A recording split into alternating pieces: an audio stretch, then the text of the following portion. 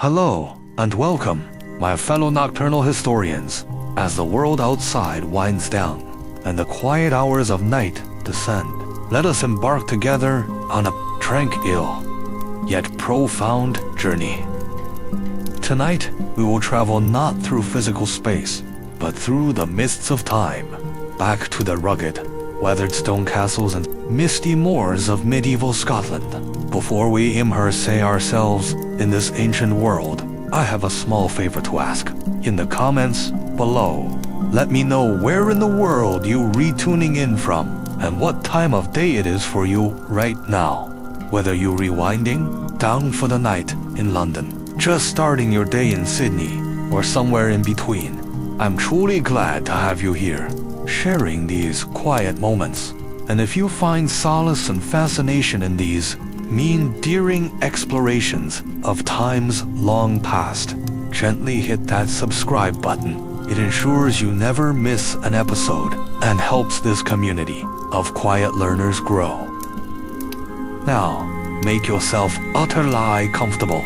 Let the soft glow of your screen or the gentle darkness of your room envelop you. Settle in and let your mind wander free-lie. With me, to Island of breathtaking, untamed beauty yet unforgiving, often outright brutality, island-where the haunting melodies of bagpipes might echo across vast glens, and the sharp, decisive clash of claymores could ring out from Aggie highlands, tales carried on the very wind. The Scotland we cherish today, with its famously friendly folk, its cozy, welcoming pubs, and its enchanting, verdant landscapes, belies a history steeped in profound hardship and relentless strife. These were centuries that would test the very toughest of souls, forging a character of resilience that endures to this day. Hollywood tales, with their grand narratives of chivalrous knights, noble ladies, and merry men, often paint a rather romanticized, almost idyllic picture of the Middle Ages. But for the vast majority of Scots, these centuries, stretching from roughly the 11th to the 16th, were defined by far harsher realities. They were centuries marked by ceaseless, brutal clan warfare, by devastating English invasions that brought fire and sword to their doorstep, by the heavy, often oppressive hand of the church, and perhaps most terrifyingly, by the ever-present specters of widespread famine and terrifying plague. Life for the common folk was short, relentlessly harsh, and often downright brutal, whether they were toiling ceaseless lie in the fields as lowly peasants, bound to the land and their lord's whim, or caught up in the intricate, perilous power struggles of ambitious clan chiefs and feuding kings. Existence was a constant battle. Over the next while, as your thoughts gently drift and you, perhaps, ease into a restful slumber, we will slowly peel back the veneer of romantic ballads and heroic legends. We will uncover what it was really like to live, to love, to endure, and to fight in this turbulent time. We LL meet fierce warriors whose names still echo through the glens, and pile as Queen Swoe sought to civilize a wild land. We LL walk in our minds, in the footsteps of everyday folk, scratching out a living from unforgiving soil, and witness the very seeds of Scotland's legendary rebellious spirit taking tenacious root amidst unimaginable upheaval. But first, let us truly set the scene, letting the details paint a vivid landscape in your mind. Imagine, if you will, a rugged, untamed landscape, ancient and enduring. Mist, soft and ethereal, clings perpetually to the surface of the vast, silent lochs mirroring the sky. The wind, a constant companion, whispers secrets through the resilient heather, carrying the scent of damp earth and distant peat fires. The highlands, majestic and stoic, rise up like ancient, watchful guardians. Their peaks often shrouded in shifting clouds, their deep valleys carved over millennia by the relentless rush of icy streams and powerful rivers. In the lowlands, the scenery gently softens. Rolling hills, carpeted in various shades of green, give way to fertile farmlands, painstakingly cultivated over generations. These lands are dotted with small, hardy villages, their simple stone kirks or churches standing as quiet, sentient elves at their hearts, centers of community and faith. The air, always crisp and cool, carries the earthy, smoky scent of wild gorse and the distinct aroma of burning peat, a warmth that was life itself. In the long, dark winters, thick ancient forests of Scots pine and gnarled oak provide shelter for magnificent red deer, their antlers silhouetted against the twilight sky, and 4 wild boar rooting quietly in the undergrowth. Above, eagles, masters of the sky, soar effortlessly on thermal currents, their keen cries piercing the vast open air, a sound both wild and free. At night, when the light pollution of modern cities is a distant, unthought of concept, the heavens come alive with a dazzling, almost overwhelming array of stars.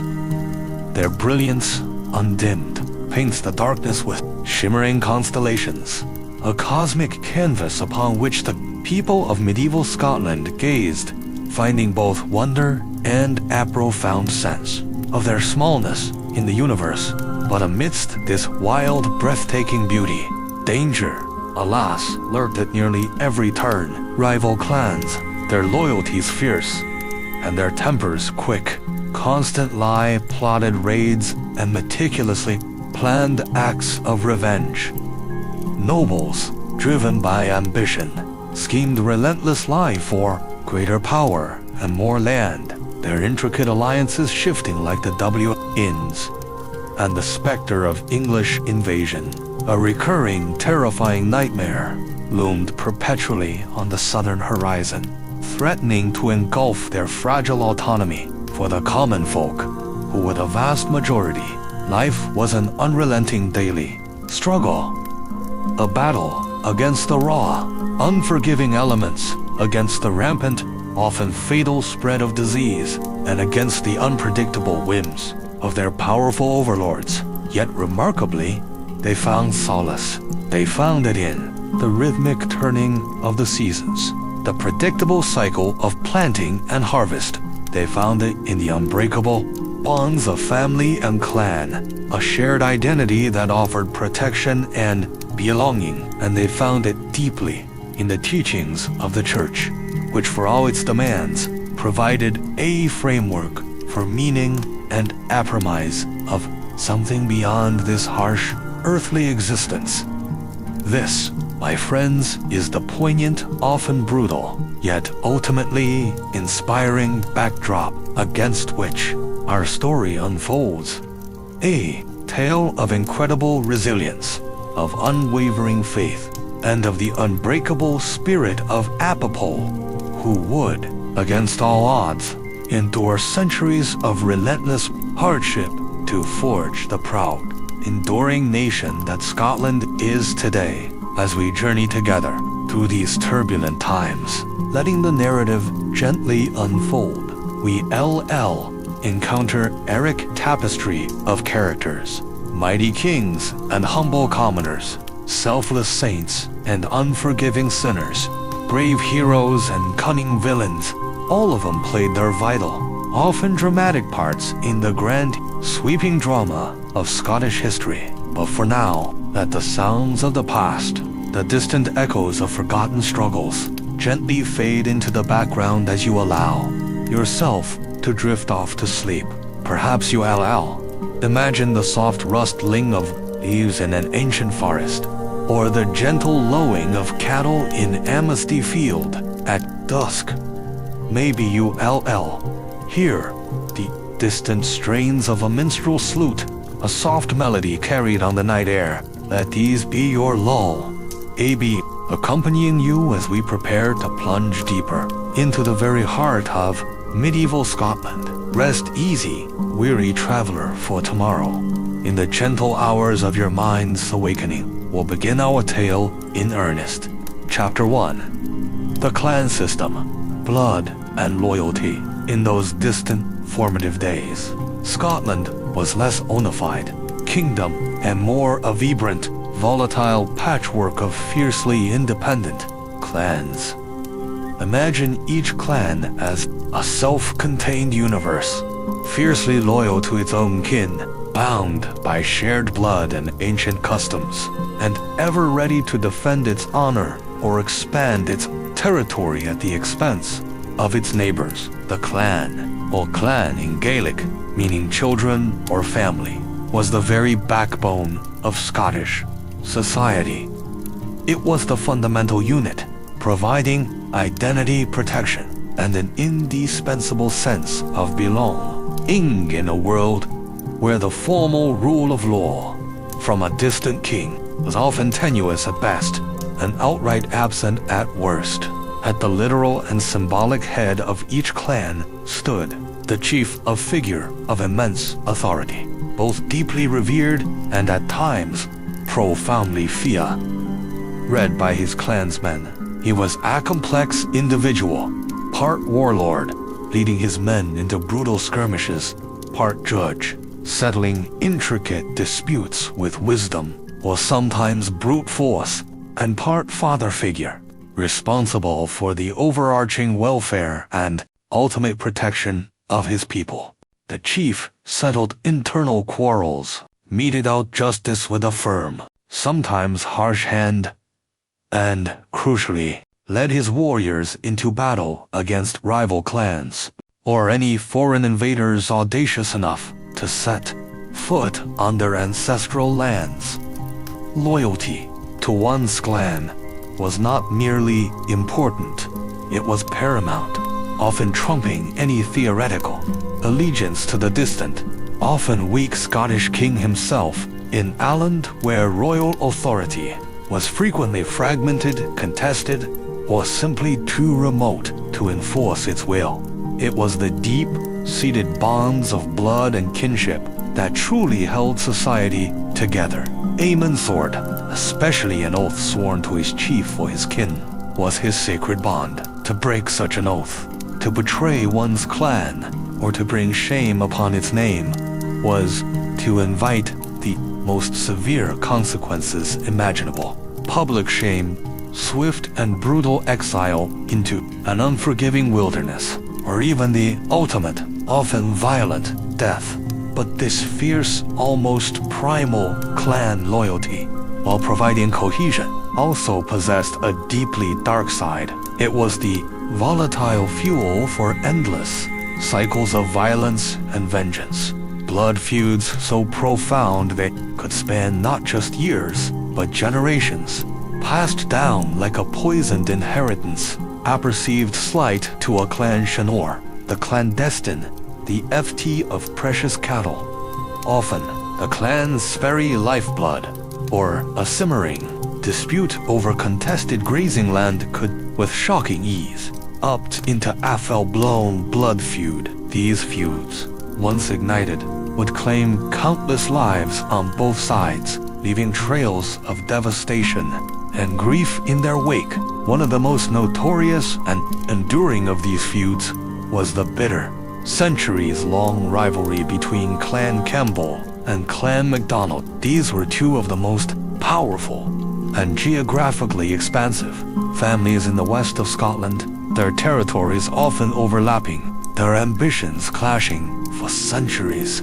These behemoth clans clashed over territory, over vital resources like fertile valleys and abundant fishing grounds, and over sheer influence in the intricate tapestry of Highland politics. Their hat red for each other was legendary, a visceral animosity passed down from father to son, mother to daughter like a cursed legacy, whispered about by hearth-sides and shouted across battlefields. Over the years, the feud escalated from sporadic skirmishes into open, all-consuming warfare.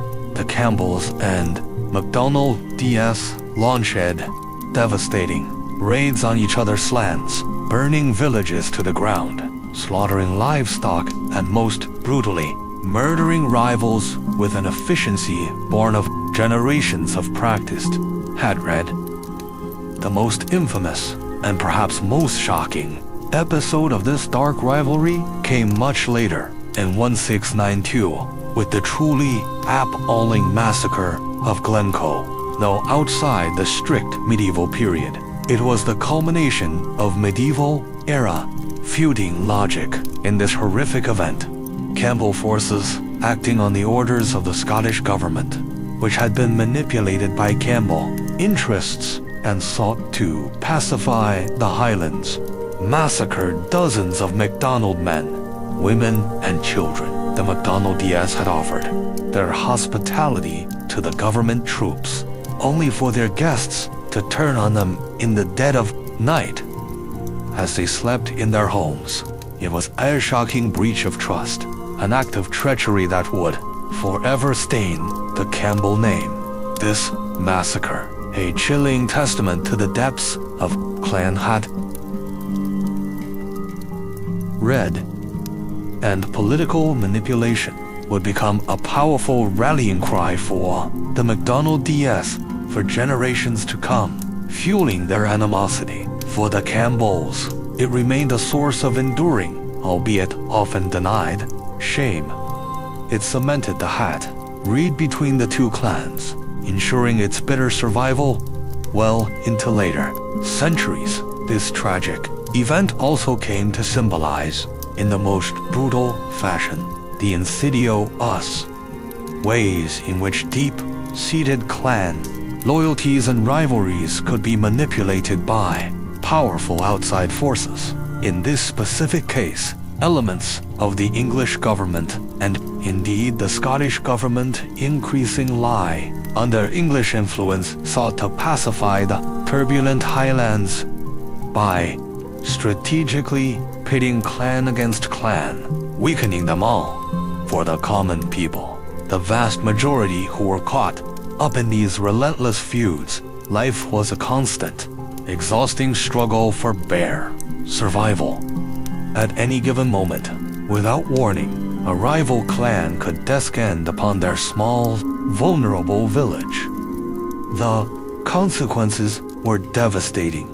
Crops would be deliberately burned, turning a season's labor into ash. Precious cattle, their lifeblood, would be stolen, ensuring future hunger, and a trail of death and destruction would be left in their brutal wake. Families lived in perpetual fear of these sudden raids and subsequent reprisals, never knowing when they might be called upon to take up crude arms. A pitchfork, an axe, an old sword, in desperate defense of their clan.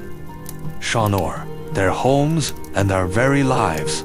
And yet, despite this constant, pervasive threat of violence, the clan system paradoxically also provided a profound sense of identity and belonging. This was an identity that was absolutely essential in a world where life was so relentlessly precarious and individual, existence so fragile. To be part of a clan was to know with a deep, visceral certainty that you had a place in the world, a defined role, and most importantly, a powerful, extended family that would fight for you, defend you, and stand by you. It was to inherit, Eric, living legacy that stretched back through the mists of time, linking you to countless generations of ancestors. As we will delve deeper, this fierce, unyielding clan loyalty, for all its bloody consequences, would shape the course of Scottish history in profound and indelible ways. It both led the devastating conflicts that repeated lie tore the nascent nation apart, and, crucially, provided the unshakable bedrock upon which its resilient people would endure and ultimately persevere through centuries of seemingly endless hardship. Chapter 2. The Peasant's Burden. Toil, hunger, and hardship. But the clan chiefs and their fierce warriors, who lived and died by the sword, represented only a fraction of medieval Scotland's population.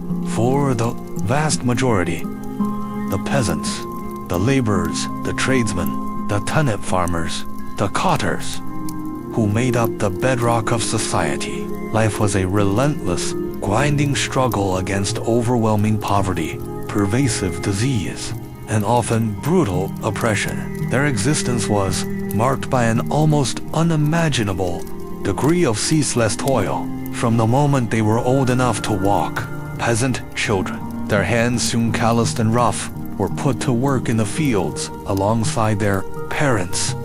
From the early faint rays of sun to its final descent below the horizon, they tended to meager crops and oversaw the few precious livestock. They learned early on, with a harsh clarity, that their lot in life was to toil unceasingly, often thanklessly, for the benefit of their lords and masters. There was little, if any, hope of ever rising above their station, of escaping the predetermined cycle of poverty and servitude. As these children grew older, the work only became harder, more demanding, and inherently more dangerous. Men spent long, arduous hours plowing rocky fields, often with clumsy wooden plows pulled by slow, sturdy oxen. They herd sheep across vast, exposed moors, enduring the biting winds and driving rain. They cut thick, heavy squares of peat for fuel, a laborious process that kept their homes warm and their cooking fires burning through the bitter Scottish winters. Their bodies, even in their prime, were bent and broken by decades of back-breaking labor, marked by the constant ache of weary muscles and the early onset of debilitating arthritis. Women, burdened by the expectations of their age, bore the double burden of working just as hard, or sometimes even harder, alongside their husbands in the fields, and simultaneously caring for their growing families. This often meant laboring while pregnant, their bodies heavy with new life, or nursing infants clutched to their breasts, all while performing the demanding tasks of farm life and household management. Beyond the fields, for those living near deposits, workers toiled in dark, damp, often dangerous mines and quarries. There, they hacked at the earth with crude, inefficient tools, their lungs slowly filling with dust, and hauled heavy loads of coal or stone to the surface, their backs straining. Accidents were tragically common. Cave-ins could crush dozens in an instant.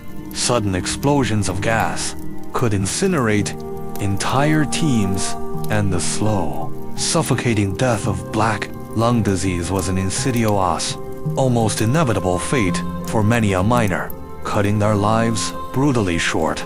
Even those lucky enough to avoid such violent fates or debilitating industrial diseases found little respite from the constant hardships of daily life.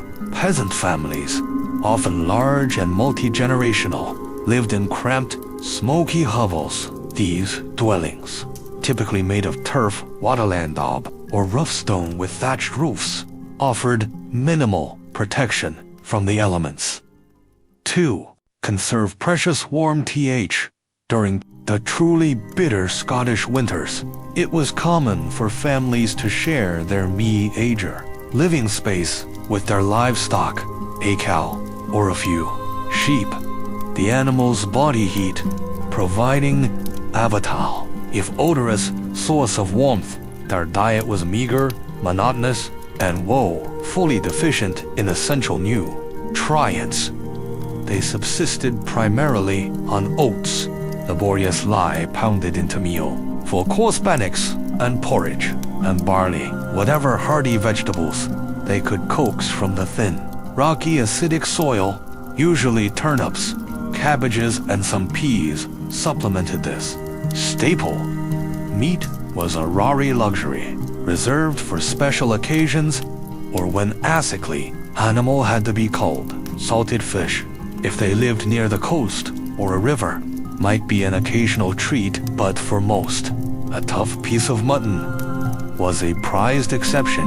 Hunger was not merely a concept, it was a constant gnawing companion, an ever-present fear, especially in times of widespread famine or prolonged warfare. When marauding armies swept through the land, crops were deliberately burned as a tactic of war, and precious livestock slaughtered or stolen.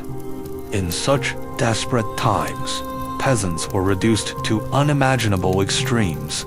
To stave off starvation, they ate wild grass, stripped bark from trees, or even, in the most dire circumstances, consumed dirt, anything to fill their empty bellies, their bodies wasting away too. Skeletal frames of skin and bones, and always an unseen, terrifying specter of disease lurked in the shadows, ready to strike in an age ly devoid of modern medicine. Even seemingly minor illnesses like a common cold or a simple infection could prove swift, and tragically fatal.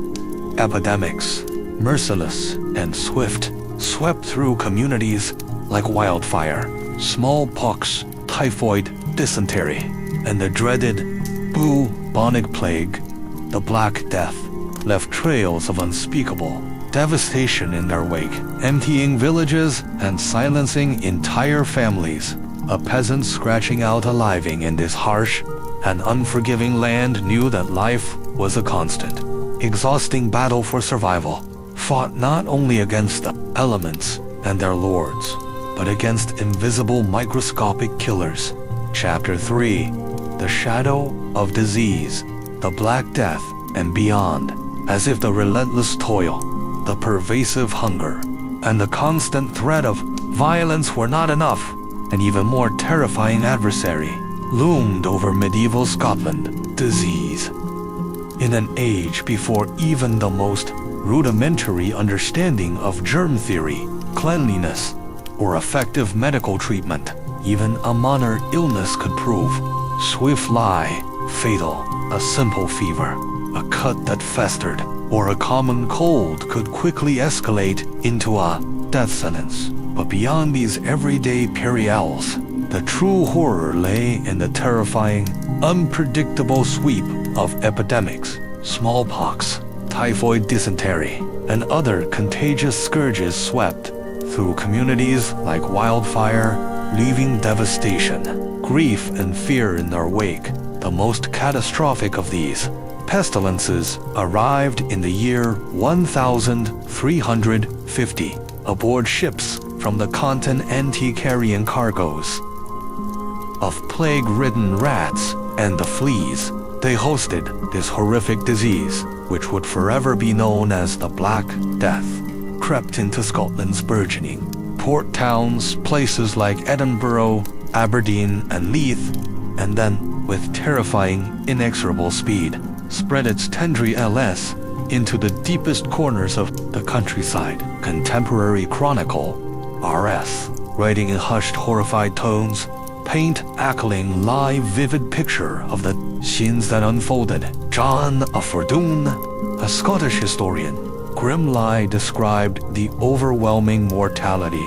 At that time, the general mortality began in Scotland, and there died a great multitude of men. There was so great a destruction of people that scarcely anyone dared go out of doors for fear of catching the disease, for whenever it entered Aarhus, it commonly carried off all the inhabitants. No village, no clan, no social class was spared the devastation. In some places, entire families were wiped out, every soul succumbing to the invisible killer, their bodies bloated and discolored, were piled unceremoniously in the streets, awaiting the grim arrival of the dead cart, or buried hastily in shallow, makeshift mass graves, their individual identities lost to the sheer scale of the tragedy. The sick or shunned, abandoned to their agonizing fate,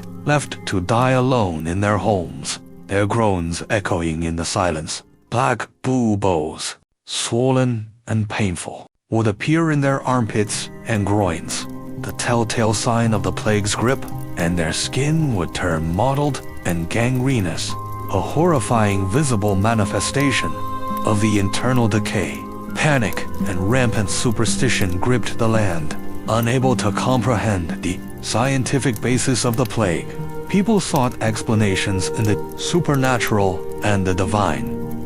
Some, in a desperate attempt to assign blame, accused the Jews of poisoning wells, though Scotland largely avoided the murderous pogroms suffered by Jewish communities elsewhere in Europe, primarily due to its small Jewish population. Others, perhaps the majority, saw the plague as a direct, wrathful punishment from God, a divine retribution for the collective sins of humankind. Bands of flagellants, driven by a desperate, fervent piety, roamed the countryside. These self-proclaimed penitents would whip themselves into a bloody frenzy in public displays of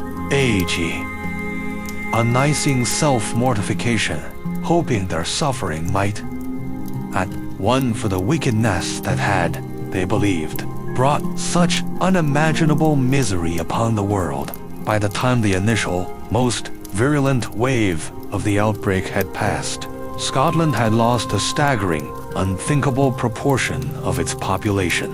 Estimates range from a quarter to a third, perhaps even more in some regions. Fields lay fallow for want of hands to tend them, their once fertile soil now unproductive and silent. Cattle wandered unheard, their lowing lost to the empty air.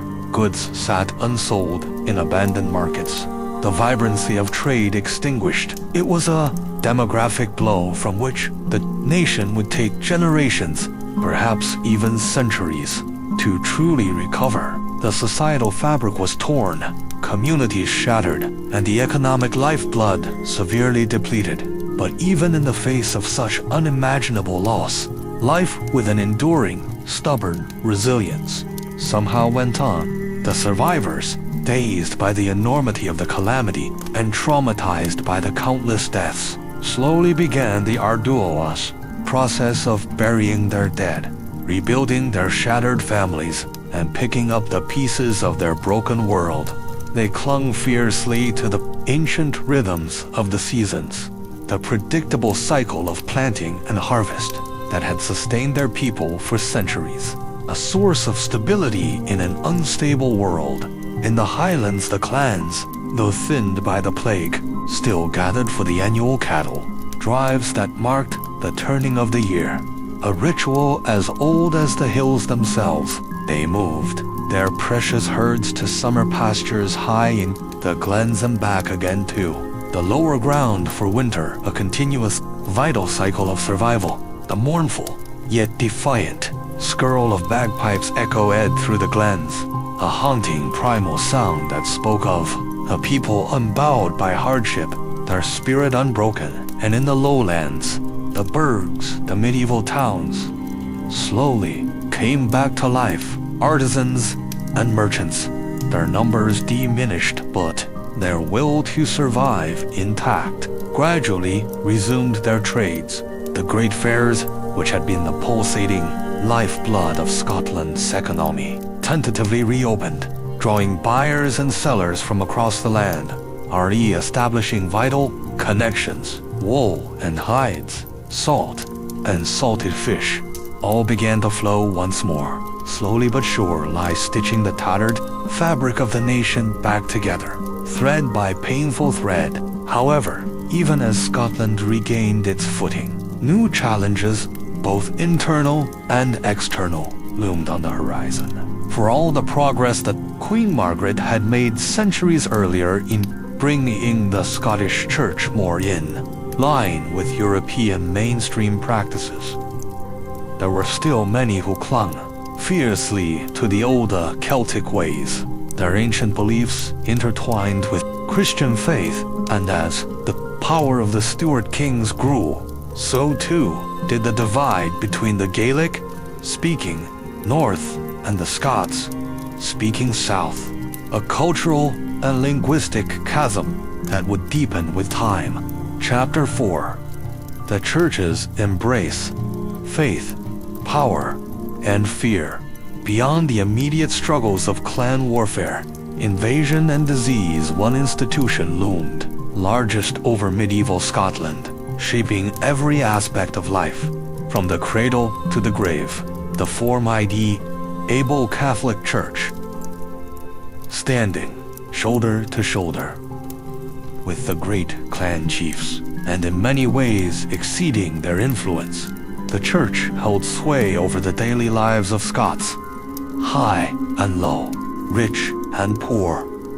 Its power was not merely spiritual, it was deeply ingrained in the temporal, political, and economic fabric of the nation. The clergy were a ubiquitous presence, the most visible manifestation of the Church's pervasive influence, from learned bishops holding immense sway in their grand abbeys and cathedrals, to humble parish priests ministering to small, remote villages.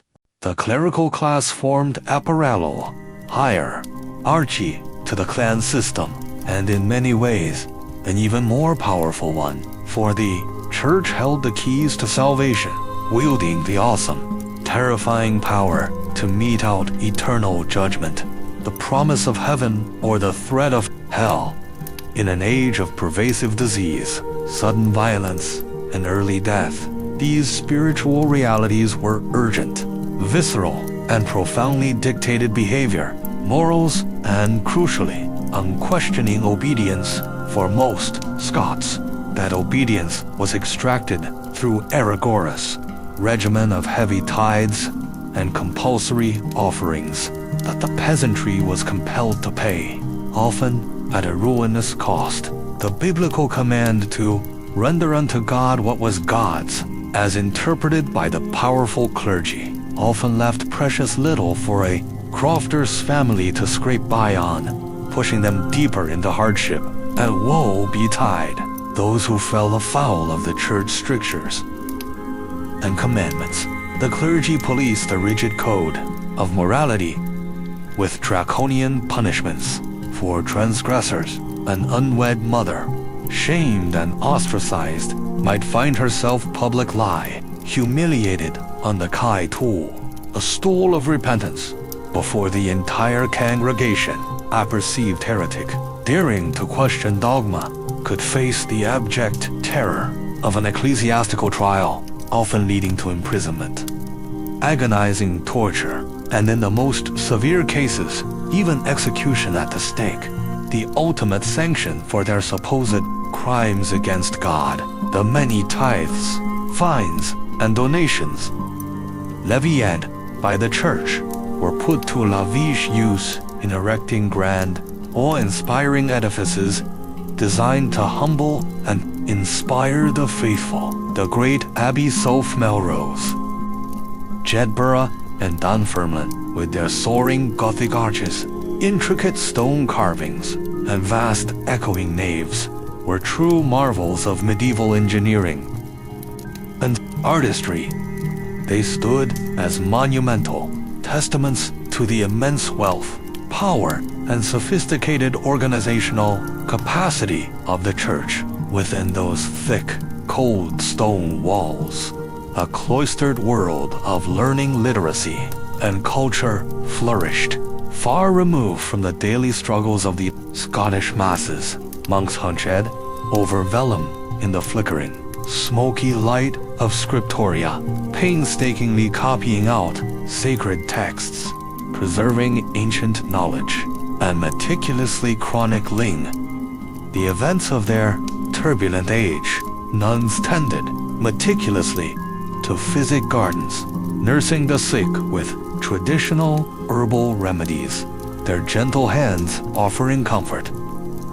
The Latinate poetry and complex polyphonic chants of the liturgy rose in an ethereal counterpoint to the harsh, hard-scrabble vernacular of field and heath, a constant reminder of a higher, sacred realm for the younger sons of noble houses, for whom primogeniture often meant no inheritance.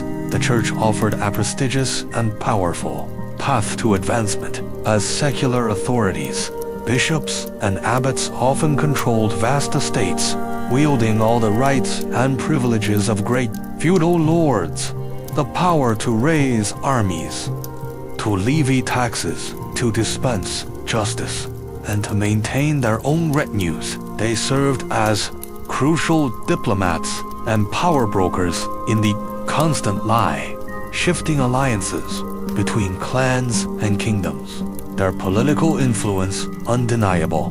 One such figure was William de Lamberton, Bishop of St. Andrews in the early 14th century, a consummate political operator who navigated the treacherous currents between the English occupiers and the Scottish guardians, ultimately throwing his crucial support behind Robert the Bruce in the desperate fight for independence.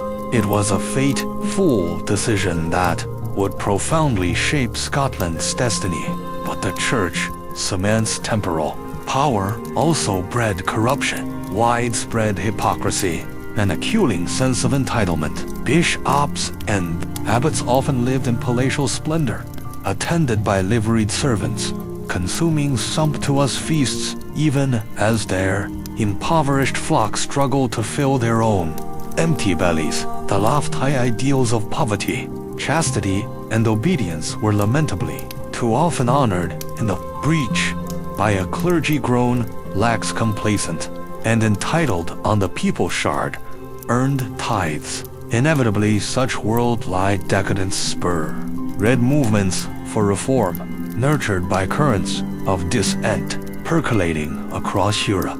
The Lollards, inspired by the English heretic John Wycliffe, found fertile soil in Scotland's southeast, preaching against the widespread sale of indulgences and promoting the radical notion of vernacular scripture, making the Bible accessible to common folk.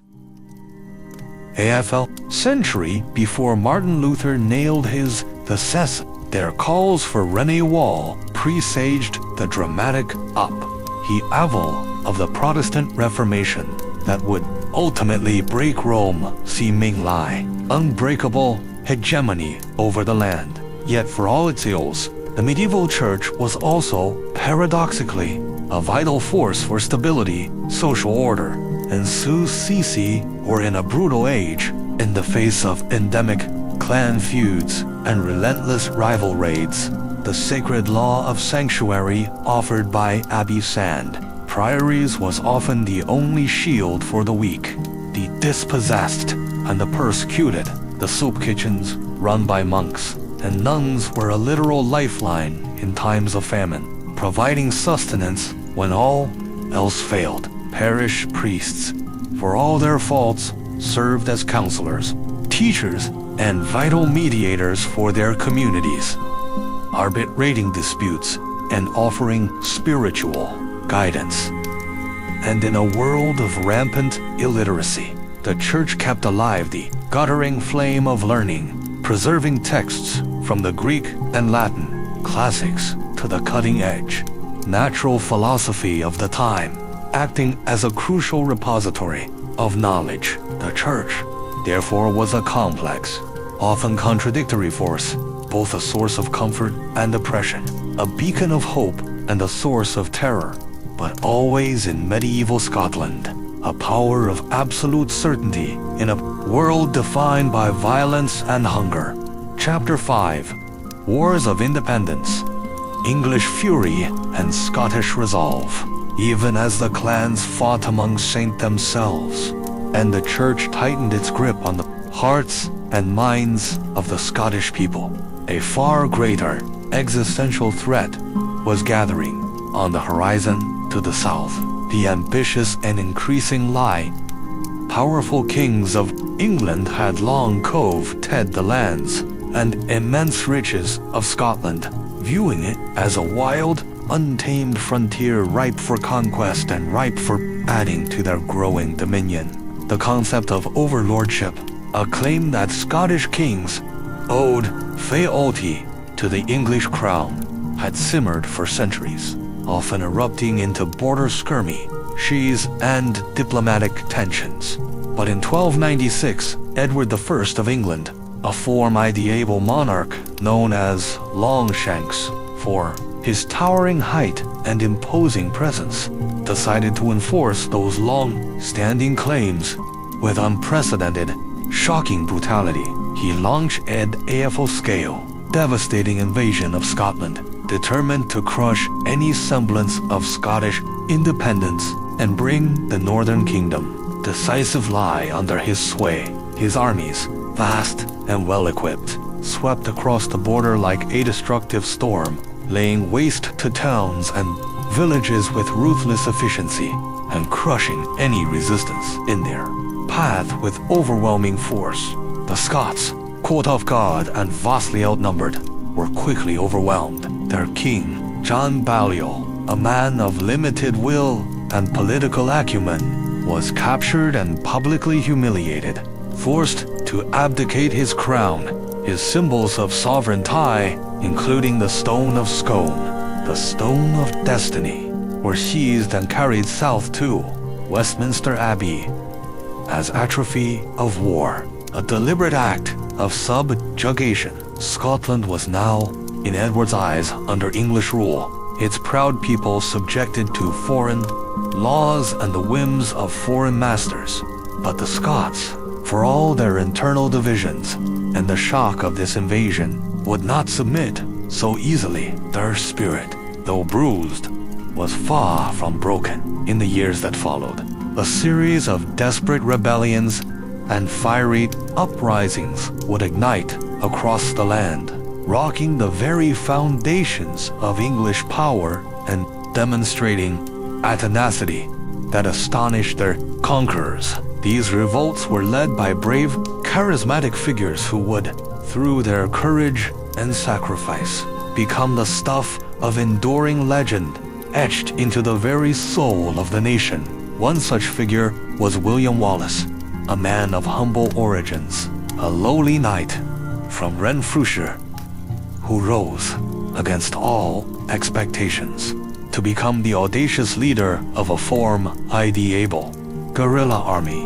Wallace was a man of fierce convictions, driven by a deep, abiding love for his ravaged country and a burning personal hatred for the invaders who had oppressed it, whose policies had brought untold suffering to his people, and who had taken his own family.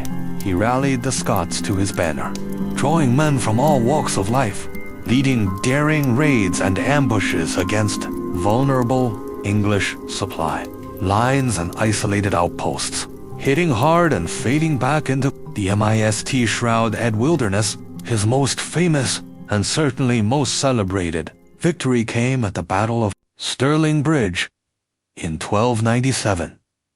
Here, his outnumbered forces, comprising most light-foot soldiers armed with long spears, faced a far superior English army of knights and archers.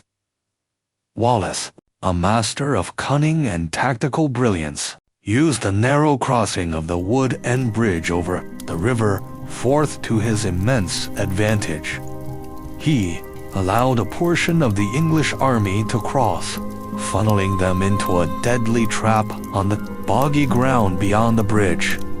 Then, with a furious cry, the Scots attacked, cutting off reinforcements and slaughtering the trapped English by the thousands. It was a stunning, almost miraculous victory, one that not only wiped out a significant English force but also restored Scottish morale and sent a shockwave of fear through the English court.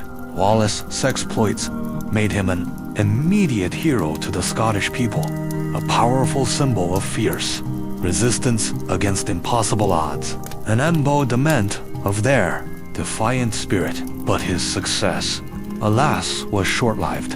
In 1298, he was decisively defeated by a much larger, better-equipped English army, personally led by Edward I at the Battle of Falkirk. The devastating effectiveness of the English longbowmen, firing volleys of arrows that pierced the Scottish schiltrons, tightly packed formations of spearmen, scattered Wallace's forces and tarnished his reputation. He spent the next few years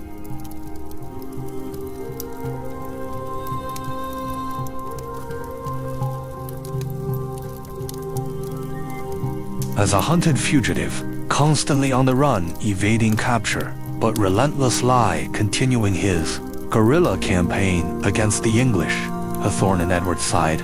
But in 1305, after years of relentless pursuit, he was tragically betrayed by a Scottish noble, Sir John Menteith, and handed over to Edward Esmond. He was taken in chains to London, where he was subjected to a mockery of atrio for treason, a charge he vehemently denied, famously stating he could not be a traitor to a king, whose fealty he had never sworn. Predictably, he was sentenced to a gruesome, agonizing death, designed to be a terrifying public spectacle and a warning to any who dared defy English rule. On August 23rd, William Wallace was dragged through the cobbled streets of London on a hurdle, his body already torn and bleeding from the tortures he had endured at Smithfield.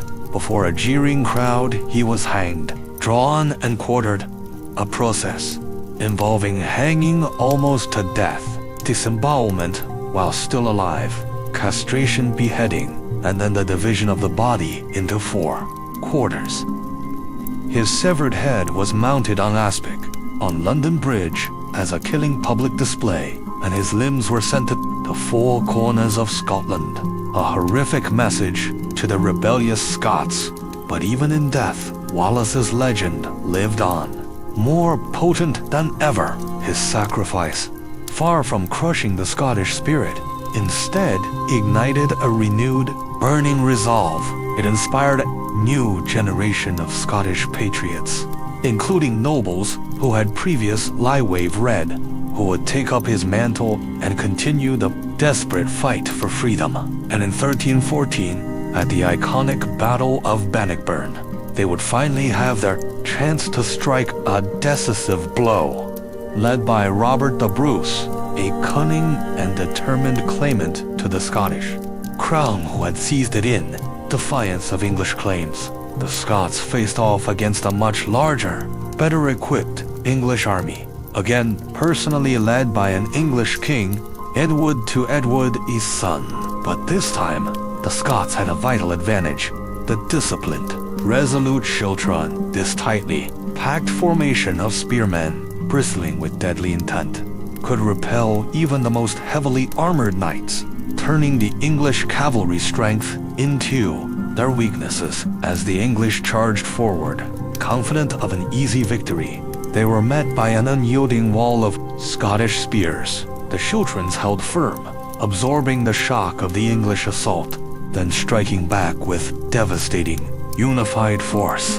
The battle raged for hours, the air thick with the din of clashing steel, the cries of screaming men, and the thunder of hooves. But in the end, it was the Scots, their courage and determination proving too much for the English to overcome, who emerged decisively victorious.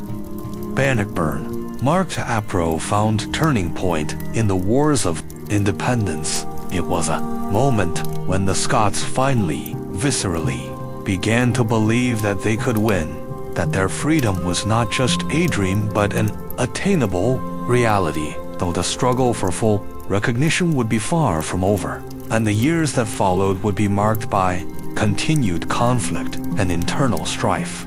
The spirit of Bannockburn, of an unconquerable people, would echo through the ages. Chapter 6. The Stuart Dynasty, Royal Struggles, and Shifting Alliances. The hard-won victory at Bannockburn, while securing Affrigeely de facto independence, did not usher in an era of immediate peace and prosperity for Scotland. Far from it. The years that followed were, in many respects, still marked by intense internal strife, as the newly established Stuart dynasty struggled relentlessly to assert its authority over the powerful, often unruly nobles and fiercely independent clans. The common folk of Scotland, far from the grand castles and political machinations of the court, continued to endure hardships that would be difficult for us to fully imagine today. Their lives, a relentless battle for survival. Life was a constant struggle, not only against rival families and ever-present invaders,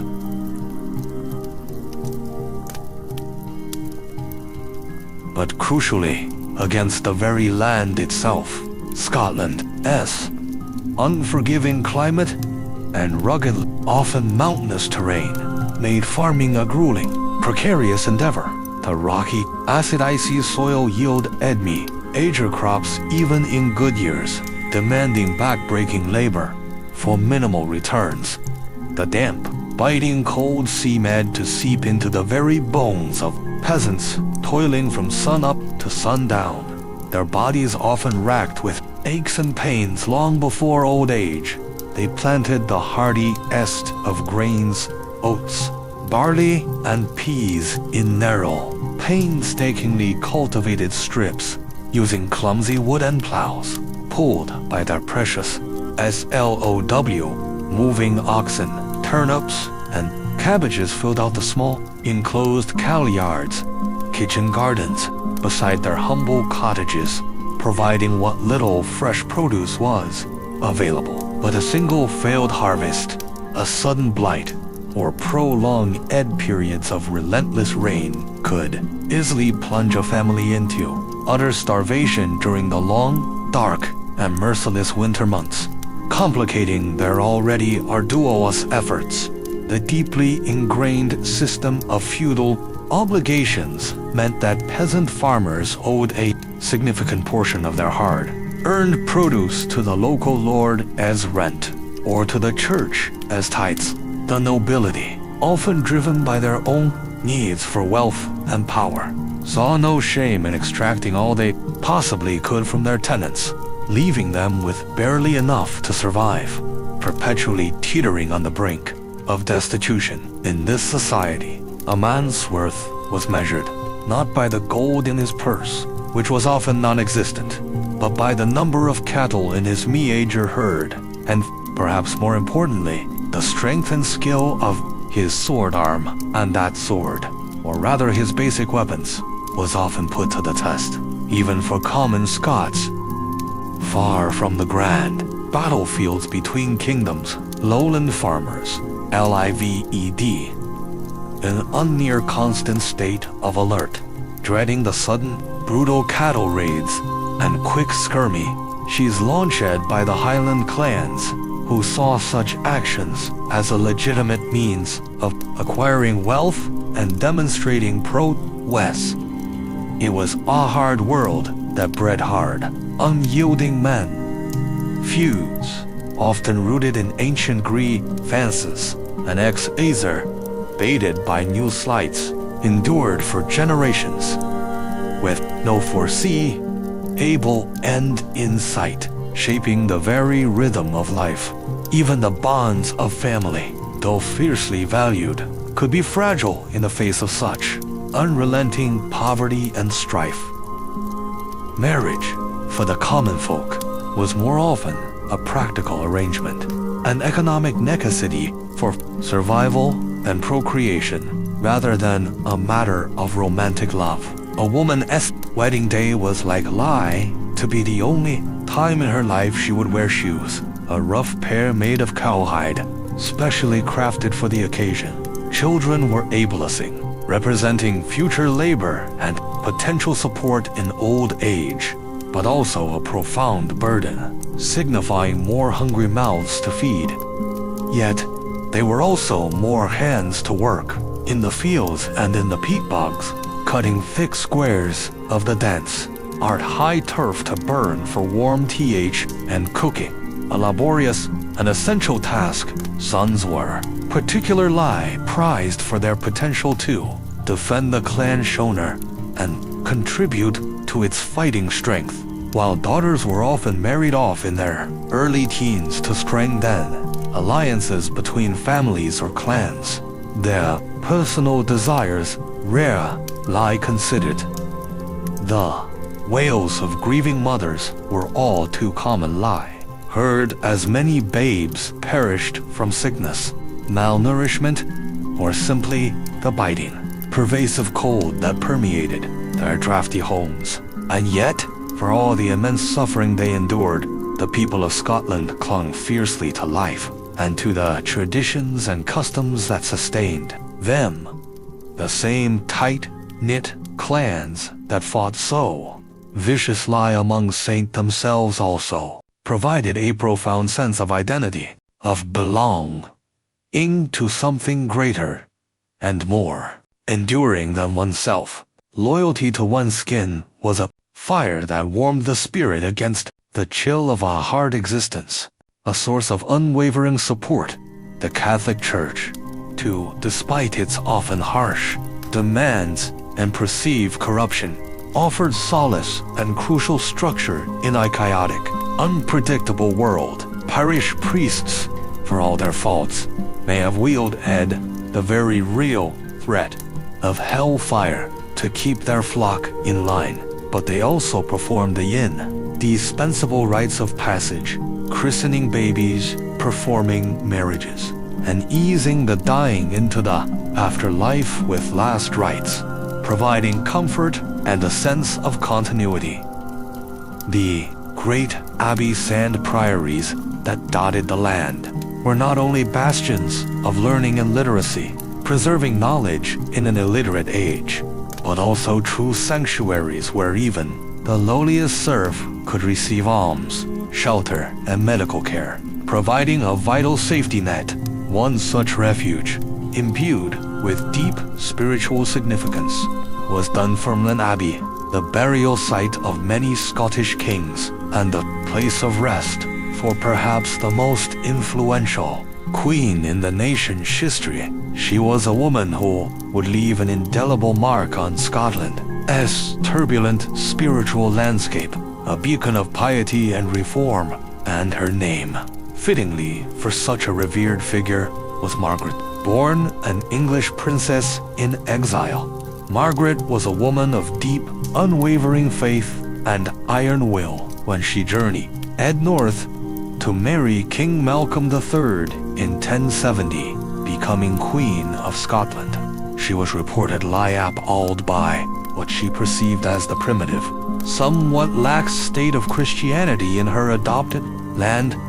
Celtic traditions still held significant sway, blending often uneasily with a Roman Catholicism that, to Margaret's eyes, was far removed from the strict practices she knew from the more orthodox courts of England and Europe. With Arita's seal, the new Queen Margaret immediately set about reforming the Scottish Church, determined to align it more closely with the practices and authority of Rome. She insisted that the Sabbath be properly observed, not treated as just another working day for commerce or labor. She cracked down on the lax practices of priests, some of whom thought nothing of celebrating Mass, while swigging from jugs of ale, behaviors she found utterly scandalous. Most importantly, Margaret used her considerable royal and personal influence to promote the veneration of saintly relics and the Latin liturgy over the Gaelic, gradually shifting the ecclesiastical language and focus. Though she lived a life of considerable luxury, befitting a queen, Queen Margaret was also genuinely known for her extensive charitable works, a testament to her deep piety. Using her own substantial funds, she established a ferry service across the Firth of Forth, a crucial passage that allowed pilgrims to more easily reach the shrine of St. Andrew, Scotland's patron saint. She personally washed the feet of the poor, a humbling act of Christian humility, and donated generously to the needy, modeling selfless compassion for all, regardless of her lofty station. Such was the force of Margaret's personality and profound conviction that she even persuaded her rough warrior husband, King Malcolm III, to ease some of his harsher policies, extending the hand of mercy more often than the fist of cruelty. Their union, both personal and political, represented a tentative but significant merging of Anglo-Saxon and Celtic royal lines, a fragile bridge between the North and South in a land so often torn asunder by internal divisions. Sadly, Margaret's life was cut short in 1093, her health broken by the devastating news that King Malcolm and their eldest son had fallen in battle against the English. As she lay on her deathbed, she clutched her precious relics, murmuring words of prayer, secure in her unwavering faith until the very end. Though her reign as queen was relatively brief, Saint Margaret, as she would soon come to be known and revered, cast a long, enduring shadow over Scotland's religious and political landscape. She paved the way for the Normanization of the Scottish Church, bringing it into closer alignment with the broader European mainstream in her crucial role as a Civilizzi NG influence on a warrior king and a wild land. She also, inadvertently, set the stage for the growth of royal power and prestige in the centuries to come, laying foundations that later Stuart monarchs would build upon. But such lofty concerns, the grand sweep of royal policy and religious reform, were often a world away from the immediate, grinding lives of the common people. Saint Margaret had worked so tirelessly to aid, they would continue to labor to endure, and to simply survive as the tides of history ebbed and flowed around them, largely beyond our control. And as the years turned into decades, and the decades into centuries, the ever-present specter of death was never far from their doors. Chapter 7. The Stuart Dynasty, consolidating power and facing new threats. Following the turbulence of the Wars of Independence and the establishment of the Stuart Dynasty, Scotland entered a new phase of its history. While the immediate English threat had been pushed back, the Stuart kings faced an equally formidable challenge, consolidating their royal authority over a fractured and often unruly kingdom. This was no easy task, as Scotland remained a patchwork of competing loyalties and old grudges. The early Stuart monarchs, from Robert II onward, aimed to extend their control from the wealthier lowlands into the rugged, untamed highlands. But this was a monumental endeavor. For centuries, the Gaelic clans of the North had existed largely in their own world, a remote and wild land of misty lochs, craggy peaks, and fierce warriors. To the lowland Scots, the Highlanders were often viewed with a mixture of suspicion, disdain, and fear. They spoke a strange tongue, Gaelic war, peculiar dress, and crucially, pledged their loyalty first and foremost to powerful clan chiefs rather than the distant crown. Lowlanders frequently scorned the Highland custom of quidoid or sorning, the right of a chief and his retinue to demand hospitality and extract tribute from his clan's men, often seen as little more than sanctioned band. Try.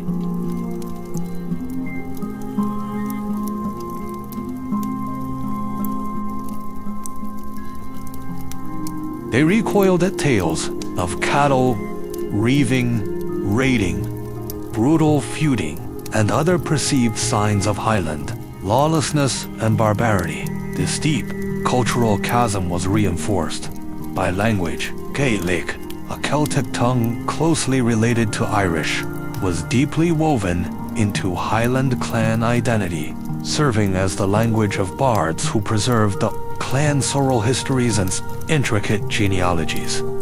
Lowlanders, meanwhile, spoke Scots, a Germanic dialect similar to English, reinforcing their closer cultural ties to their southern neighbors. As lowland political power grew, so too did efforts to suppress Gaelic in favor of Scots and increasingly English. The Stuart kings, seeking to centralize power, increasingly viewed Gaelic as the language of subversion, backwardness, and savagery. In 1609, James VI, hallowed enacted the Statutes of Iona, a draconian measure designed to civilize the Highlands. These statutes compelled Highland chiefs to send their heirs to lowland schools to learn English and Protestantism, hoping to break the cycle of clan loyalty and integrate them into the broader kingdom. Later, laws aimed to eradicate Highland dress, music, and customs, culminating in the Speaking Our Language Act of 1724, which mandated English education and outlawed Gaelic in official settings.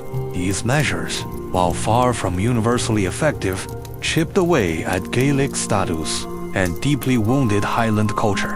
One man who famously symbolized the Highlands' resistance to Stuart control was the Lord of the Isles. Since the 1200s, this line of Gaelic princes had ruled a vast swath of the Western Highlands and Islands as a semi-autonomous chieftaincy, often acting almost as a sovereign nation. From their stronghold at Finlagan Castle on Islay, the lords of the Isles maintained their own court, waged wars with rival clans, and even conducted diplomacy directly with England, much to the frustration of the Scottish crown. In 1462, John MacDonald II, the fourth Lord of the Isles, sought to expand his power at the expense of the Scottish crown by forging an alliance with England. He launched a rebellion against James III, but was ultimately defeated in battle near Inverness. James, determined to assert royal authority, stripped MacDonald of many of his titles and began to take direct control of the Isles.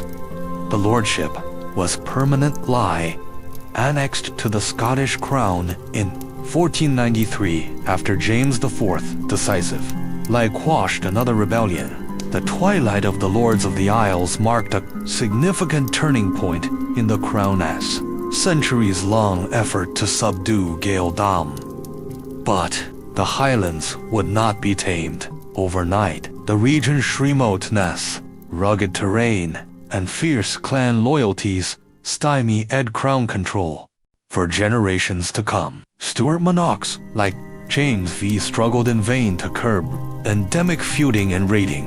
In 1540, James V himself sailed around the Western Isles with naval force, personally accepting the submission of clan chiefs in a grand display of royal power.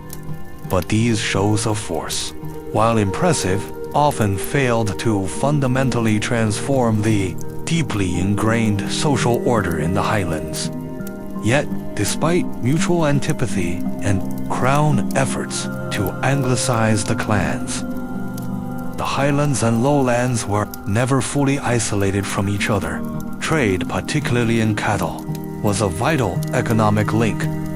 At great trysts, market fairs like Crieff, Falkirk, and Inverness, Highland drovers converged to sell their prized black cattle to lowland buyers, who would then drive them further south to English markets.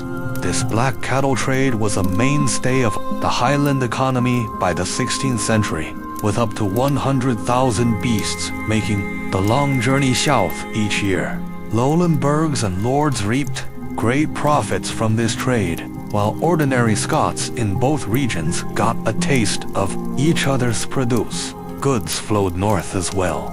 Wine, ale, finely woven fabrics, metalwares, and other items not readily available in the Gaelic zone. Highlanders, who learned Scots could advance as factors and negotiators in such exchanges, creating conduits for cultural and economic influence. Intermarriage between prominent Highland and lowland families sometimes served to cement political alliances or end long-running feuds. James IV in particular attempted to play peacemaker by orchestrating strategic matches between his supporters and formerly rebellious clan chiefs. Most notably, in 1503, he awarded the lordship of the Isles to the chief of Clan Campbell, who became the first Earl of Argyll, solidifying this powerful lowland-leaning clan's influence in the Highlands, often through marriage to Akins, woman of the MacDonalds. Such unions, while far from erasing cultural differences, created vital conduits of influence and occasional understanding between the two societies. The Highland-Lowland divide would long remain one of the defining fault lines of Scottish society. In the centuries to come, the Gaelic North endured military occupation, further suppression of its language and customs, and the wrenching up avowal of the clearances, where many were forcibly removed from their ancestral lands. But through it all, the Highlands retained a proud distinctiveness, rooted in clan kinship and fierce self-reliance. Though a place of hardship and deprivation, it was also a bastion of ancient folkways, rich storytelling, and hauntingly beautiful song, embodying a fiercely independent spirit. Even today, the legacy of Scotland's Highland split echoes in its languages, its unique place names, its politics, and its diverse national identities. Surnames, clan tartans, and the romantic imagery of the Highlands remain deeply evocative for Scots both at home and in their far-flung diaspora across the world.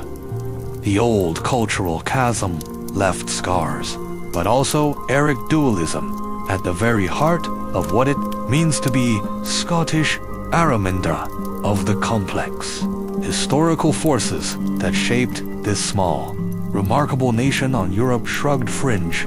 Chapter 8. The Protestant Reformation. Upheaval and religious strife as Scotland slowly, painfully clawed its way back from the ravages of the Black Death and the long, exhausting wars of independence. New powerful forces were gathering on the European continent that would soon reshape its destiny once more. The 16th century brought with it the firestorm of the Protestant Reformation, a religious and political upheaval that would tear apart the very fabric of medieval society and leave its mark, both literally and figuratively, on Scotland's landscape and soul. The seeds of reform had been sown decades earlier.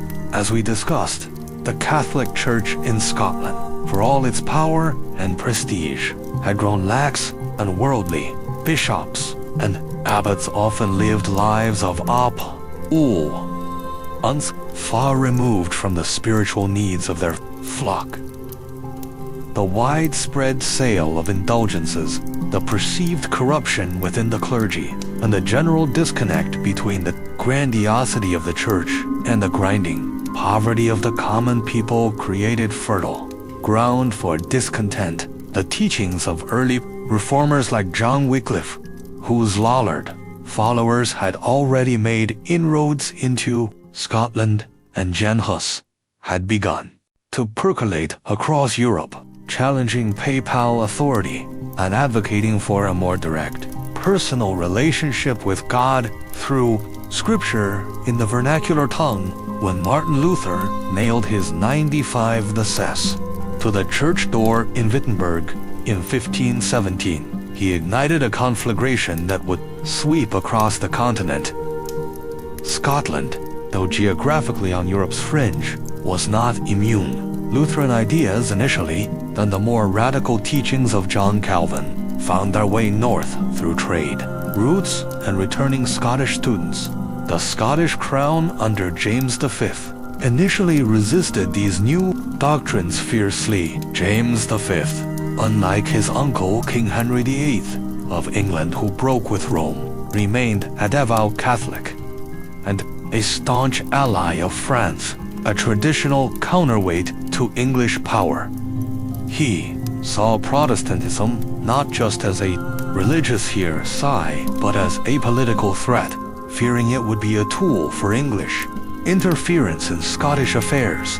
His resistance would have far-reaching consequences, setting the stage for decades of religious and political turmoil. James V had married first the delicate French noblewoman Madeleine of Valois, who tragically died just weeks after arriving in Scotland.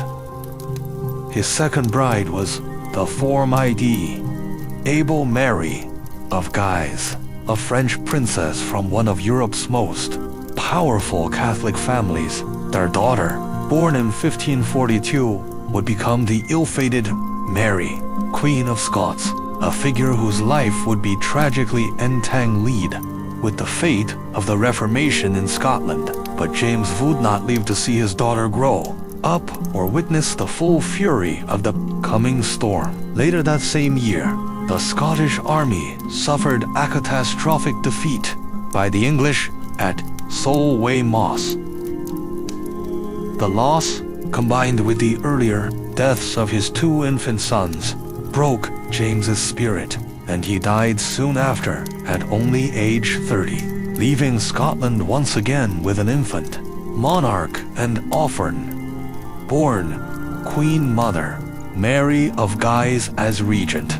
Mary of Guise struggled heroically to maintain a Catholic Scotland allied with France, known as the Old Alliance, while the Protestant lords, increasingly backed by England, sought to impose Protestantism and pull Scotland firmly into their sphere of influence. Reformer John Knox, a firebrand preacher of immense conviction and blistering rhetoric, emerged as the leading voice of the Scottish Reformation. He railed tirelessly against what he saw as the decadent, corrupt French domination of the Scottish court and the perceived idolatry of Catholic worship. In 1563, Knox famously published his inflammatory pamphlet, The First Blast of the Trumpet, against the monstrous regiment of women, in which he argued that women were unfit to rule,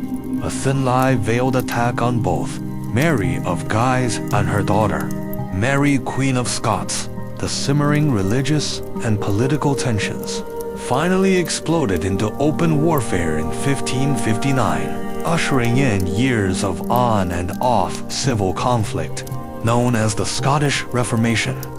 Caught between the powerful French and English forces, with different religious and political factions fighting for control within Scotland itself, the ordinary folk faced a constant barrage of hardship and uncertainty.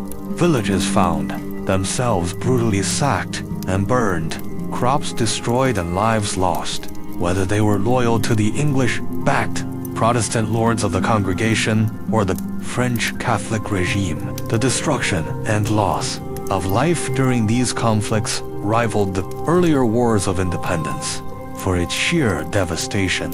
After more than a decade of bloody, internecine strife, the Protestant faction, greatly aided by English military and financial support, finally prevailed. Scotland officially broke from the authority of the Catholic Church in 1560, establishing a Presbyterian national church.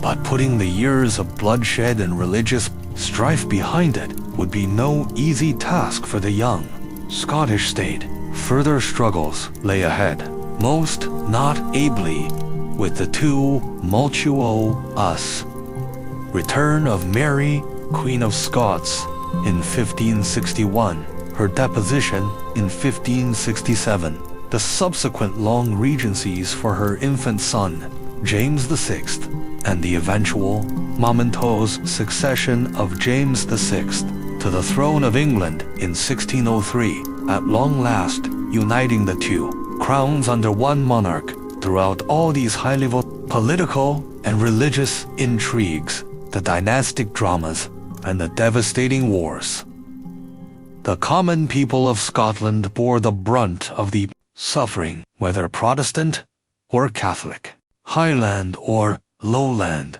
The one brutal constant for most Scots in this tumultuous era was a life of grinding toil, profound hardship, and pervasive uncertainty. The relative peace and plenty that characterized James IV's reign just decades earlier must have seemed a distant, almost mythical memory through the long, lean years of famines, recurring plagues, endless wars, and bitter religious persecutions under his descendants. But the Scots endured. They endured as they always had, with the same grit, fortitude, and unyielding spirit that had been bred into them by centuries of struggling to survive in a harsh and often brutal land. As the 16th century drew to a close, none could have foreseen the even greater changes on the horizon with the coming union of the Scottish and English parliaments in 1707.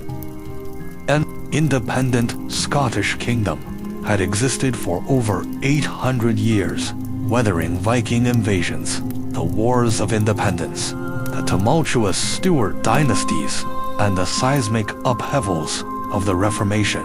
Though they could not know it yet, the hardy Scottish people were about to enter a new, profound chapter in their long and tumultuous history, one that would transform their nation forever.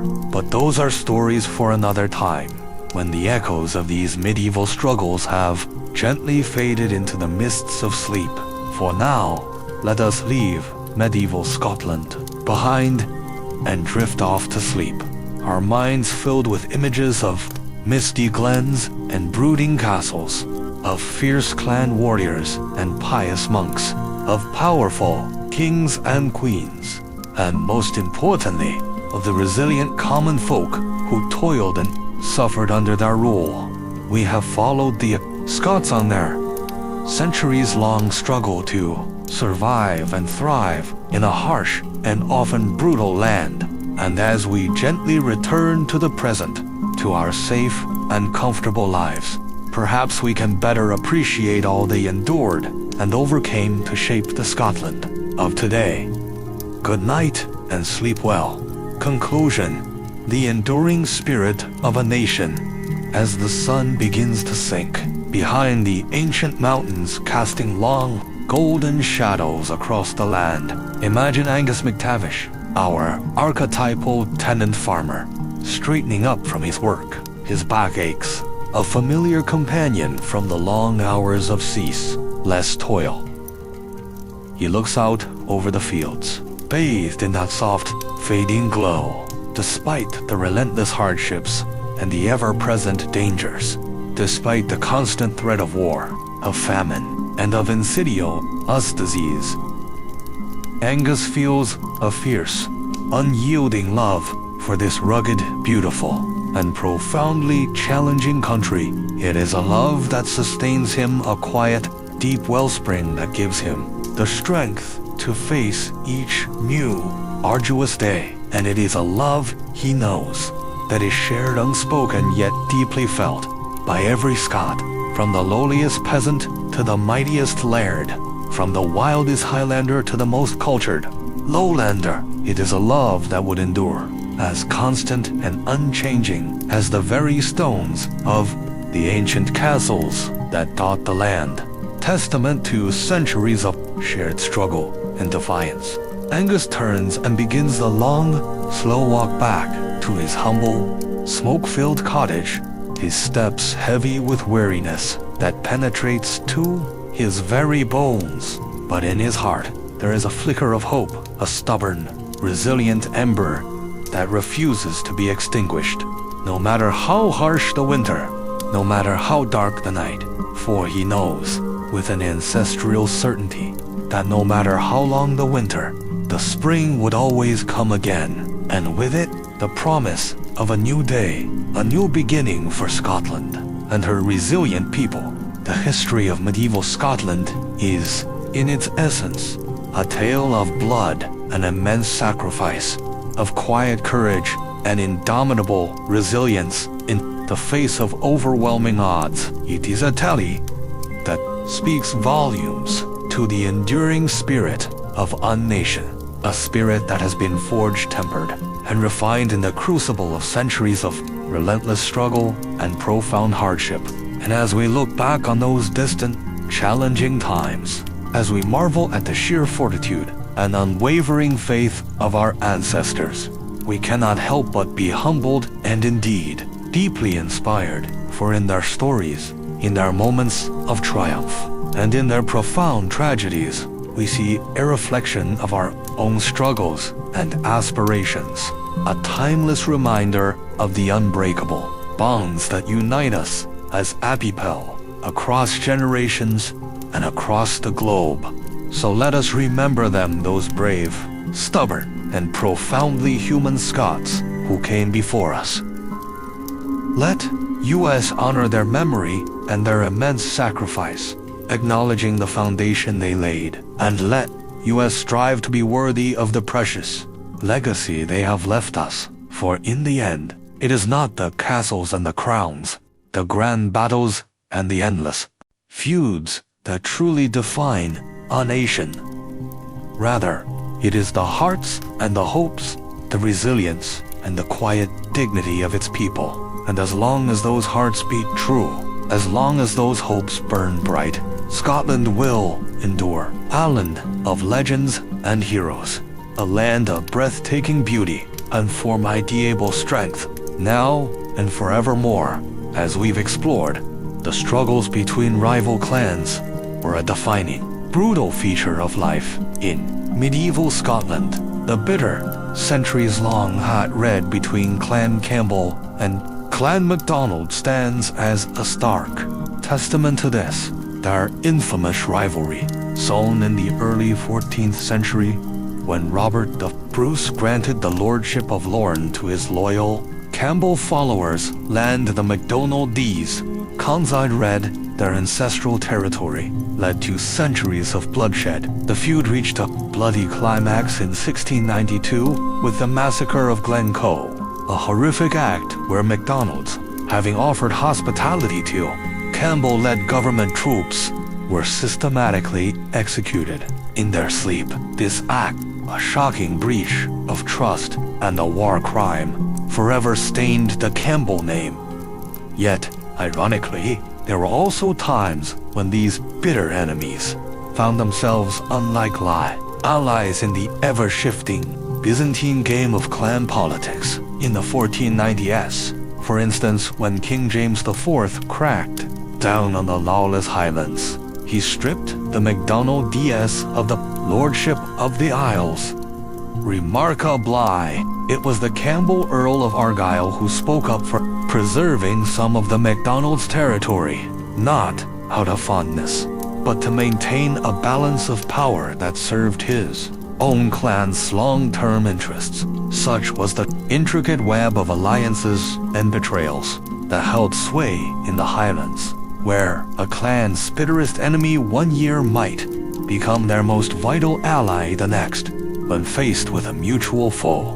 The bonds of clan loyalty, however complex, seemed to be the only constant in a brutal and precarious world. These shifting allegiances also played out on Agrandor's stage, as Scotland itself was perpetually torn between its powerful neighbors, England and France. When England repeatedly invaded in the 13th and 14th centuries, the old alliance with France offered the Scots vital military aid and crucial leverage against their southern neighbor. But even that pact, strong as it seemed, would fracture and shift with the relentless winds of power and changing political landscapes. For those living under the constant, terrifying shadow of clan raids and brutal retaliation, life was one of unceasing, watchful vigilance. Crumbling stone peel towers, stark and defiant, dotted the landscape, serving as vital lookout posts and temporary refuges for clansfolk. When enemy reavers raiders swept in to burn, pillage and plunder, these towers offered the only hope of survival. Battles could occur in an instant, sparked by a perceived slight to a clan shaner, a desperate competition over scarce grazing lands, or a cattle raid gone awry. Men worked their meager fields with sword and dirk, a small dagger close at hand, ready to rally at a moment's notice under their clan chief spanner. Women and children to learn to keep a sharp eye, prepared to flee to the tower with a sack of oats and smoked herring, ready for days of siege by avenge. Full rival clan, even in their sleep, they were ever alert for the chilling warning BLR of a cowhorn or the dreaded guttural battle cry, groomed up. Get ready for a fight. Indeed, a Highlander's sperry appearance spoke to this state of constant combat readiness, with an array of weapons always about their person. They were literally walking arsenals. A broadsword, claymore, and targe, a stout, round shield were basic kit, along with a long dirk for close quarters fighting. Wealthier men sported a haban, a vest of chainmail covering their upper body, providing crucial protection. And when the rare, quiet interludes of peace breathe fly prevailed, they showed off their skill at arms in staging mock battles and rigorous competitions of strength and agility, tossing the caber, putting the heavy stone, feats that honed their warrior prowess. All these measures were needed because raiding and feuding were no mere sport in the highlands.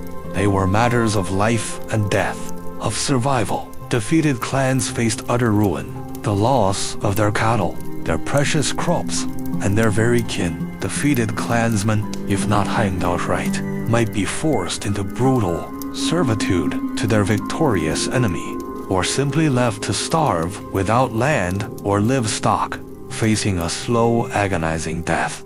So clan chiefs worked tirelessly to secure alliances, extracting soul and vows of loyalty from their kinsmen, bonds often sealed by strategic marriage, fosterage, the raising of another clan's child, and powerful oaths sworn on holy relics. They ed and schemed relentlessly to win favor from the great magnates, the Lord of the Isles, the Earls of Mar and Moray, and even the distant Stuart kings, when they both read to notice the Highlands at all, because in this tangled, precarious web, only the strong, the cunning, and the ruthlessly pragmatic survived. Yet incredibly, in the face of such unrelenting violence and hardship, the Gales of the Highlands managed to preserve and enrich a vibrant, distinctive clan culture. The clan was everything, their identity, their purpose, their social safety net in Alland, with little other security. While life was undoubtedly brutal and often short, it possessed a wild communal spirit, an intensity of shared experience almost unimaginable to us today. Great feasts and spirited celebrations marked the Highland year, occasions for the clans to come together in all their finery, the women in embroidered silks, the men in woven tartan and plumed bonnets.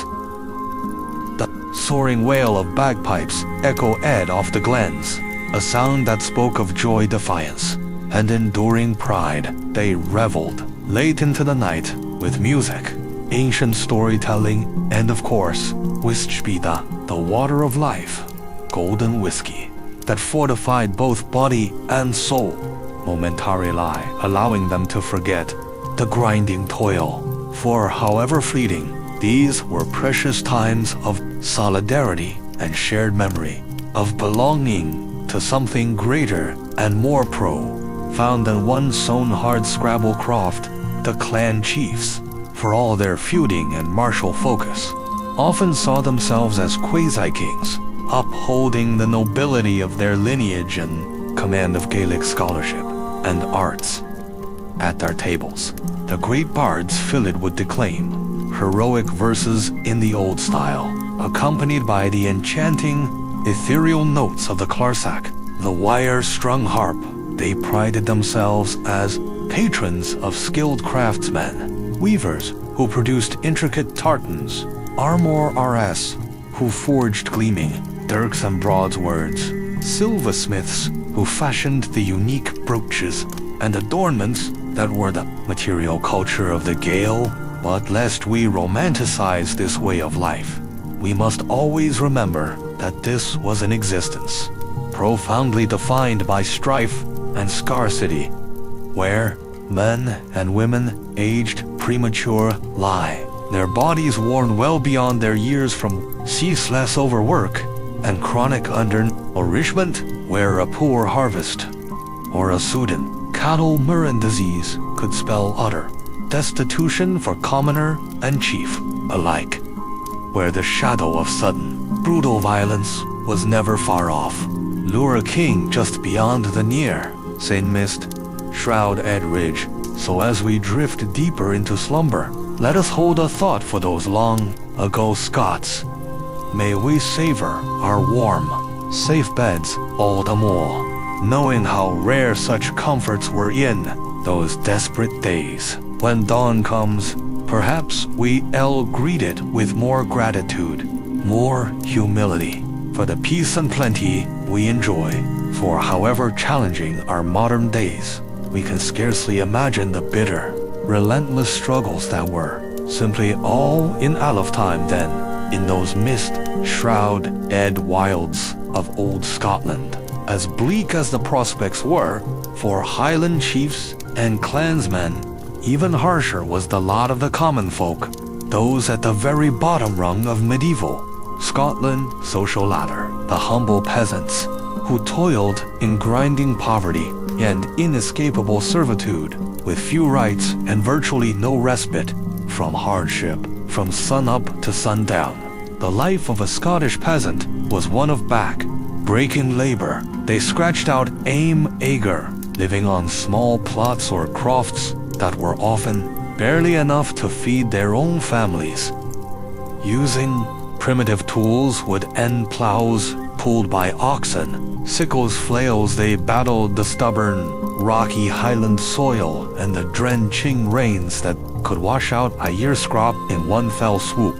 Most were husbandmen working a few rented acres to raise oats, barley and rye, with some pasture for a milk cow, if they were fortunate enough to own one. The oats they pounded into meal for coarse bannocks and porridge blend, gritty fare that nonetheless filled empty bellies. The barley and rye most lie went to paying rent and tithes, with perhaps just enough set aside for brewing ale, often safer to drink than the often unclean water. The lucky Saint peasants were kindly tenants with a hereditary right to their croft, their rent fixed and often paid in kind with a share of their produce. But many more were tenants at will, entirely at the mercy of rapacious landlords who could raise rents at whim or evict families on a moment's notice to make room for the more lucrative cattle trade. And lower still were the cotters, landless laborers who hired themselves out for food and meagre wages, toiling in the fields of richer peasants or as lowly servants in clan chiefs' halls. Whatever their lot, famine was an ever-present specter for the rural poor, even in good harvest years. Their diet was woefully deficient, lacking vital nutrients. Meat was a rare luxury, salt fish an occasional treat.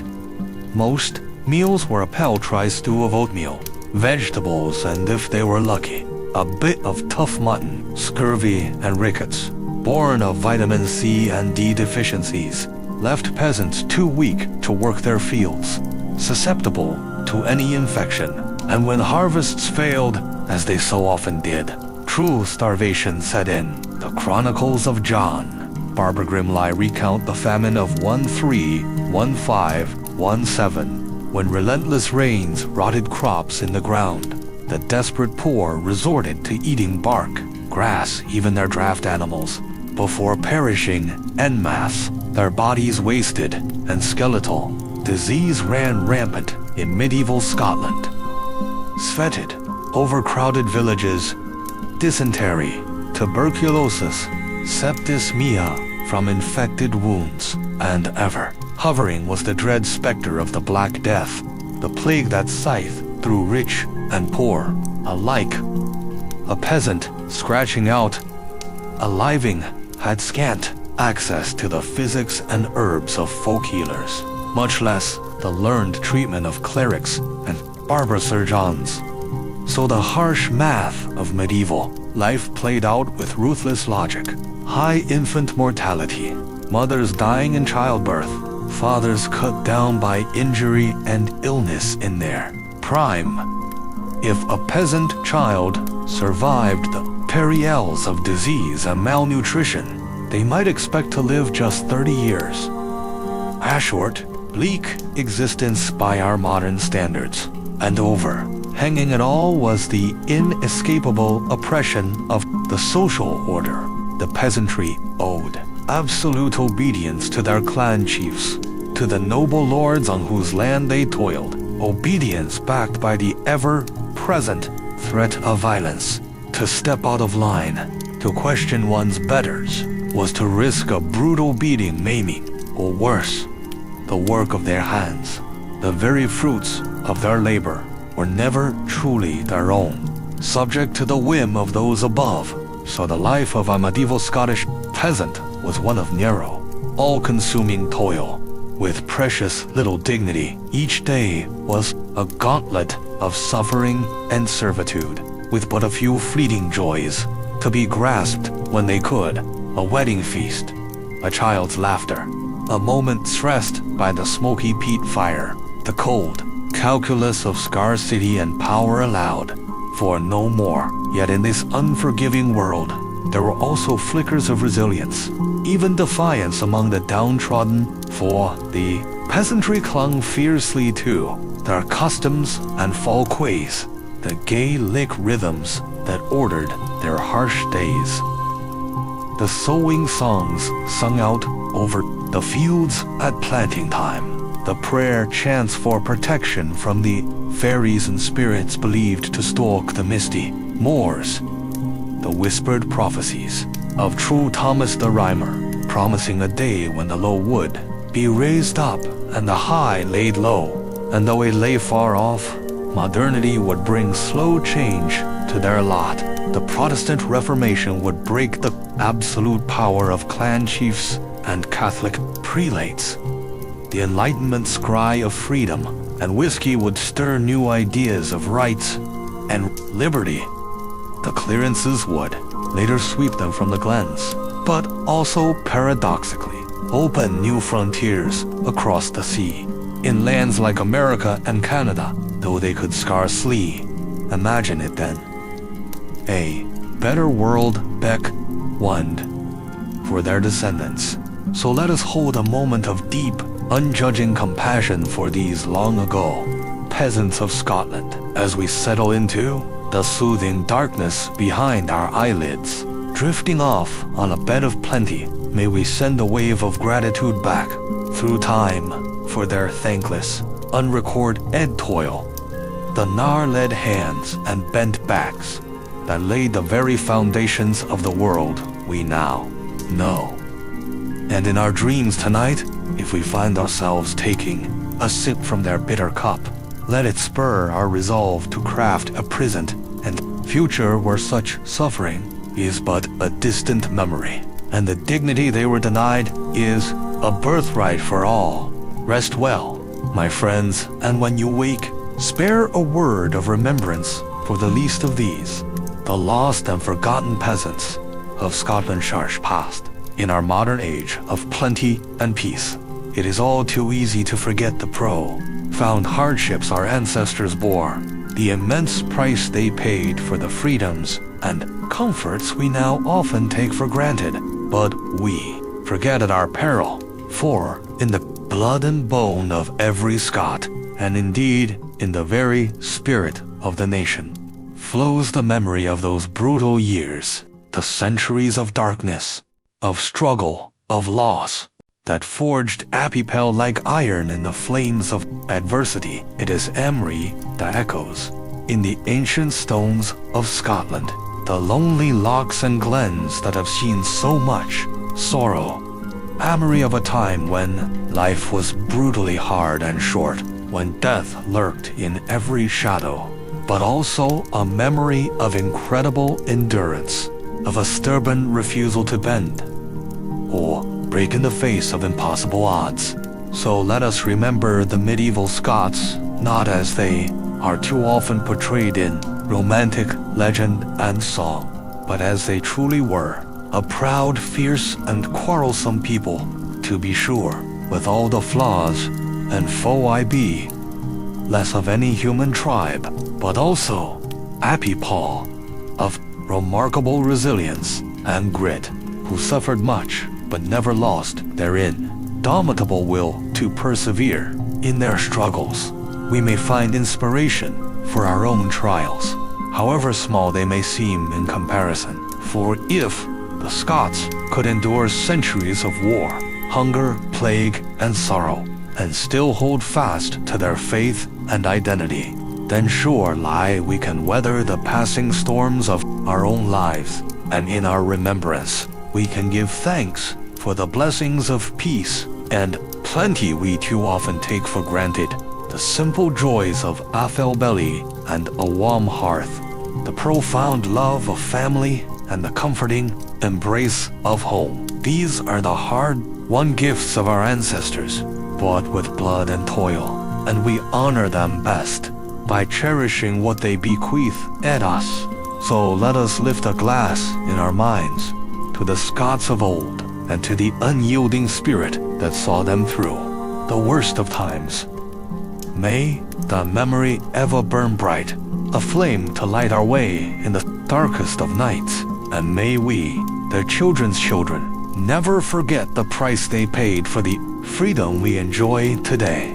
For in the end, that is the greatest legacy of medieval Scotland, not the castles and crowns, the battles and feuds, but the unbreakable bond of Appipel, who endured together in the face of all that history could throw at them, a bond that reaches across the centuries, connecting us to the blood and bone of our past, and to the proud heritage that is our birthright as Scots. And so, my friends, as we drift off to sleep, let us dream of those long ago days when life was hard and brutal, but also shot through with moments of grace and glory.